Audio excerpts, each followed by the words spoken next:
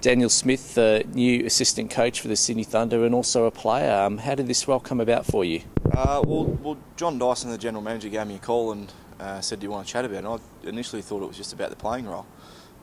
When he sort of spoke to me about the assistant coach role, something I've always wanted to get into.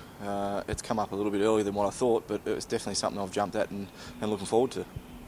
You've had a lot of experience in 2020. You played in the first ever game for New South Wales back at North Sydney Oval, and you've played at Champions League. What areas of expertise do you think you can bring to this role? Well, like you said, I've played a fair bit of 2020 cricket. I've played in a lot of very good 2020 sides and some sides that aren't so successful. So I think I've got a fair idea of what you need to be a successful team, what works and what doesn't work, and I'm going to try and implement that into some of my coaching. You mentioned, about what's going to be a successful team. What sort of factors do you think the Thunder will need to be successful? Well, I think every player in the squad of 18 is going to have to pull their finger out and pull in some good performances across the board.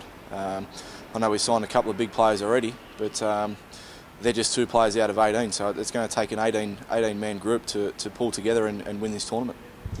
And you are a player as well. How do you think? How are you going to juggle that role with the assistant coach role? Yeah, well, I've spoken to Shane Duff, the head coach, a lot about what he expects from me as assistant coach, and also with John Dyson as well. It's more so going to be the training days where I'm going to do a lot of my work. Not so much the playing days. Obviously, first and foremost, I'm a player at the moment. The coaching is just an added role. So it's more so organising training, sitting down with Shane and getting some tactics on the board as well.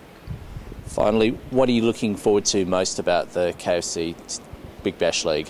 Well, I think everyone, it's exciting. It's a new tournament. I know that the press is sort of getting involved. Hopefully we get some big crowds. Obviously I'm pretty excited to play with the likes of Chris Gale, who I've only ever played against, and I was petrified having to field some of the balls he hit.